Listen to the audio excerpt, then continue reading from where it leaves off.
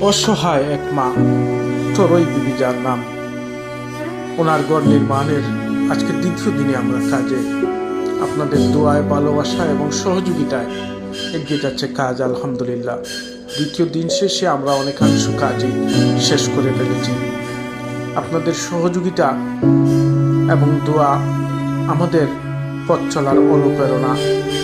আপনারা সহযোগিতা করেন বলেই আমরা মানুষের পাশে দাঁড়াতে পারি।